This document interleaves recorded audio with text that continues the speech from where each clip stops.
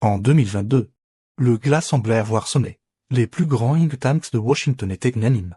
L'initiative La Ceinture et la Route, le projet phare et pharaonique de la Chine, était un échec, un colosse aux pieds d'argile enterré sous le poids de ses propres dettes. Paralysé par la pandémie et criblé de critiques internationales, les gros titres annonçaient la fin de l'ambition démesurée de Pékin.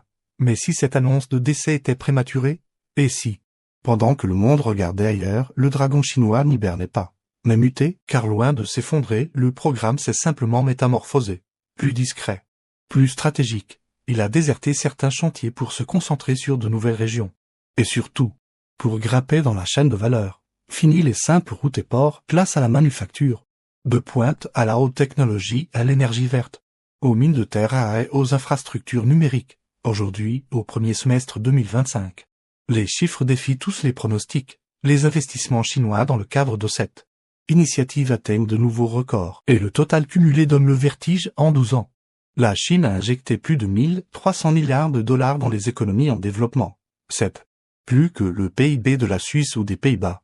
Ces investissements ne sont pas que des chiffres sur un tableur. Ils sont le ciment de nouvelles alliances, le moteur de nouvelles routes commerciales et l'arme silencieuse d'une diplomatie économique qui confère à Pékin des avantages profonds et durables sur l'échiquier mondial. Alors, comment la Chine a-t-elle orchestré ce retour en force spectaculaire? Quelles sont les conséquences réelles pour l'équilibre des puissances, loin d'être un échec? La nouvelle route de la soie peut être en train de devenir plus puissante et plus influente que jamais. Et aujourd'hui, nous allons décrypter pourquoi la transformation de la route de la soie est un jeu d'échecs à l'échelle planétaire dont les pièces bougent en permanence. D'ailleurs, une question se pose: quelle région, selon vous, sera la plus transformée par cette nouvelle phase de l'initiative chinoise? L'Amérique latine, le Moyen-Orient ou une autre zone? Partagez votre analyse dans les commentaires. Le débat est ouvert, et si ce genre de décryptage en profondeur vous intéresse, pensez à vous abonner et à activer la cloche pour ne pas manquer nos prochaines enquêtes sur les grands enjeux qui façonnent notre monde. Autopsie d'un échec annoncé. Pour comprendre cette résurrection, il faut d'abord disséquer l'autopsie. Entre 2020 et 2022, les critiques pleuvaient. Et elles étaient fondées. Premièrement, le fameux piège de la dette. Des pays comme le Sri Lanka ou la Zambie, étranglés par les remboursements de prêts pour des infrastructures gigantesques, sont devenus des cas d'école alimentant l'image d'une Chine prédatrice. Deuxièmement, la rentabilité de nombreux projets était remise en question. Des ports surdimensionnés, des autoroutes sous-utilisées. L'Occident y voyait le symbole d'une planification centralisée, déconnectée des réalités économiques locales. Enfin, la pandémie de Covid-19 a gelé les chantiers, rompu les chaînes d'approvisionnement et tari les flux de capitaux. Pour les observateurs de Washington, le diagnostic était simple: le projet, trop ambitieux et mal géré, s'effondrait sous son propre poids. L'analyse était factuelle, mais elle omettait un des axes antégutériels. Crucial, la stratégie. Le grand pivot, moins de béton, plus de silicium, car ce que les 0 tanks ont interprété comme une retraite était en réalité un recalibrage stratégique. La Chine n'a pas arrêté d'investir.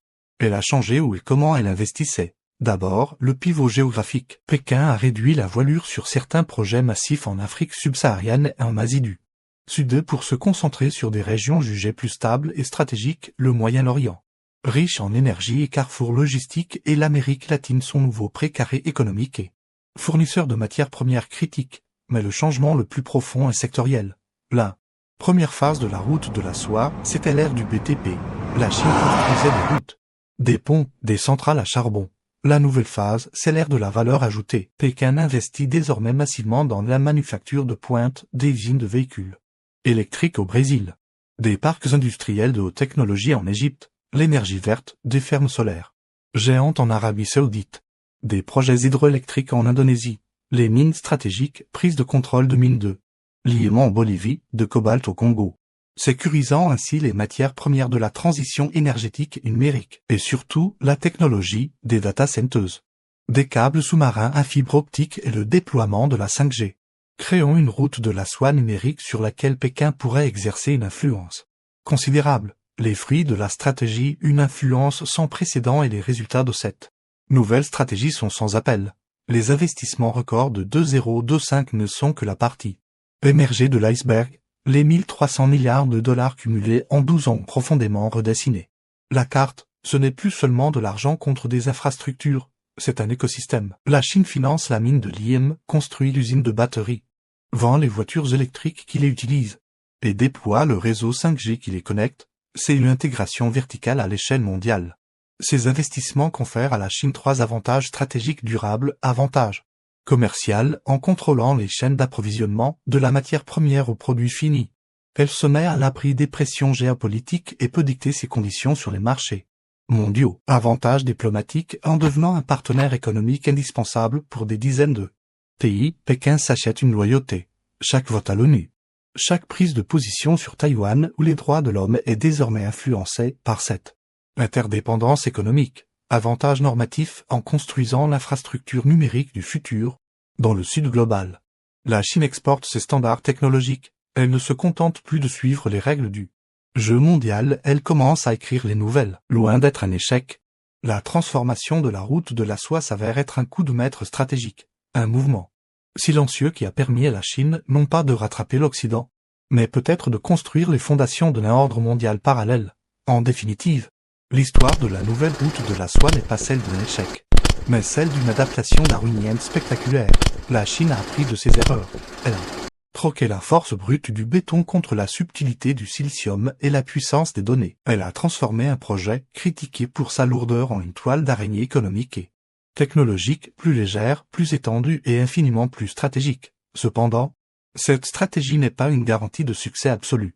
En s'enfonçant plus profondément dans des secteurs de pointe et des régions complexes, Pékin s'expose à de nouveaux risques, la volatilité politique de ses partenaires, la concurrence technologique et surtout le réveil potentiel d'un Occident qui commence à peine à comprendre l'ampleur de la manœuvre. Les États-Unis et l'Europe cherchent à proposer des alternatives comme le projet Global Gateway, mais ils partent avec des années de retard et une approche fondamentalement différente. La véritable question n'est donc plus de savoir si la Chine va réussir, c'est de savoir si le reste du monde est prêt. Pendant que les capitales occidentales analysaient les fissures dans les fondations de l'ancien projet, la Chine était déjà en train de construire, silencieusement, les étages d'un nouvel ordre mondial. Les plaques tectoniques de la géopolitique sont en plein mouvement, et le futur de l'équilibre des puissances se joue peut-être maintenant.